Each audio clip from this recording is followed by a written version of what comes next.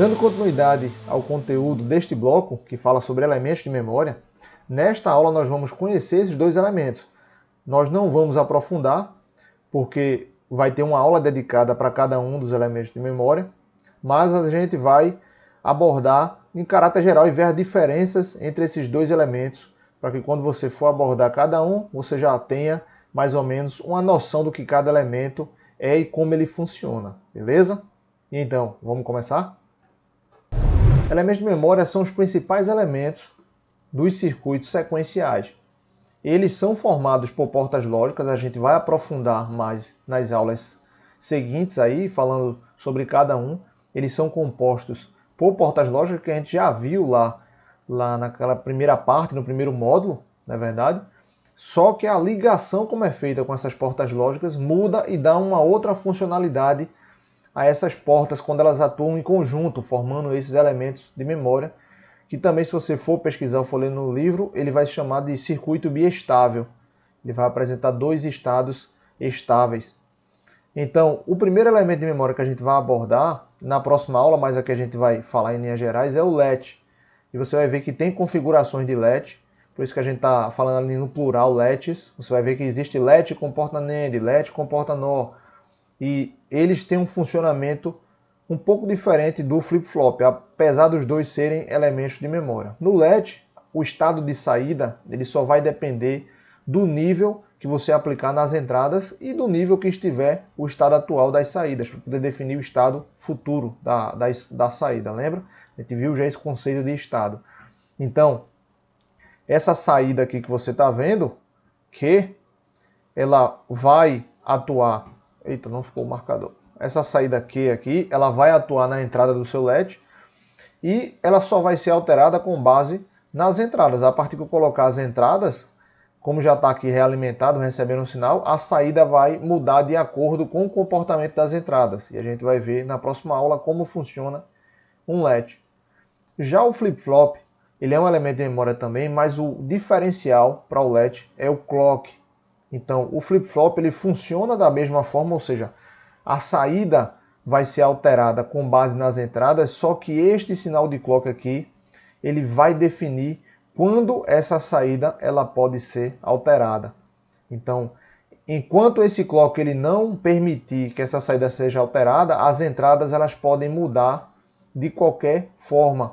E a gente vai ver que existem outras entradas, que são chamadas entradas assíncronas, que elas atuam no estado de saída de um elemento de memória, mas isso são assuntos mais à frente. Mas considerando um flip-flop, no caso geral, que a gente vai ver também em aulas futuras, o clock ele vai definir quando essa saída pode ser alterada. E o clock ele é um sinal de onda quadrada, que varia entre 0 e 1, ou seja, nível lógico baixo e nível lógico alto. Ele tem um período, e esse período ele define a frequência deste clock. Uma forma de você entender como é que funciona esse clock nesses elementos de memória é você observando o seu computador e a configuração do seu computador. Quando fala que o computador ele tem um processador de 3 GHz, esse 3 GHz é a frequência com que ele opera lá no núcleo de fato. Lá no core do seu processador, alguns elementos eles vão trabalhar na frequência de 3 GHz. Não quer dizer que o seu computador todo vai trabalhar a 3 GHz. Basicamente é só ali internamente no processador. A memória vai trabalhar numa certa frequência que vem especificada. Lá quando você compra uma memória, você tem uma memória RAM. Não sei se você monta computador, se você já teve interesse de entender as especificações de uma memória RAM, por exemplo, você vai ver que ela tem uma frequência. Aquela frequência é a frequência de operação dela. Então essa frequência está muito atrelada a esses elementos de memória que funcionam no seu computador. E é justamente esse clock, que seria uma frequência com que esses elementos trabalham em sincronia. Como a saída só vai mudar de acordo com o que o clock permite, a gente vai ver os pulsos digitais e qual é a tradução e a análise para os tipos de clock que a gente pode ter. Então, o seu elemento de memória ele vai mudar de acordo com esse tipo de pulso. Essa é a diferença básica entre um LED e um flip-flop. Você vai encontrar alguns livros que os dois são chamados de flip-flop, ou é dividido entre LED e flip-flop, mas em geral eles são elementos de memória, mas há diferença entre eles. A principal diferença é justamente a presença do clock no flip-flop, beleza?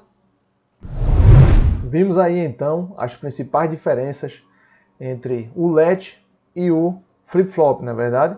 E vamos listar uns destaques para essa aula. Nesta aula nós vimos que o latch ele é um componente, um elemento de memória, só que o estado de saída dele só vai ser alterado com base nos níveis de entrada. Então ele basicamente vai funcionar como se fosse um circuito combinacional. Só que na verdade as ligações internas dele não tá de forma como se comporta o circuito combinacional. A gente viu que é o conceito de um circuito biestável, ou seja, ele tem dois estados estáveis. Mas a principal característica dele é a saída ela só vai ser alterada com base nos sinais de entradas e com base no estado atual. Já o flip-flop, que é outro elemento de memória, a diferença entre o latch é a presença do clock, ou sinal de relógio. Inclusive a gente fez aquela analogia com o clock do seu computador, na verdade, 3 GHz, 4 GHz. Então isso é a frequência com que o seu core lá, o seu processador, ele vai estar trabalhando nessa frequência internamente. E como ele tem elementos de memória lá dentro, é como se esse flip-flop, que é o elemento menor que tem lá, né, que forma os circuitos mais complexos, os sistemas digitais, ele trabalhasse nessa frequência. Então a gente viu que esse clock é ele que vai definir quando a saída desse flip-flop vai ser alterada com base nos sinais de entrada. E a gente vai aprofundar isso nas próximas aulas. É isso, eu espero que você tenha entendido o conteúdo desta aula. Foi bem curtinha para a gente justamente introduzir essa parte dos elementos de memória. Qualquer dúvida você já sabe como deve proceder, não é verdade?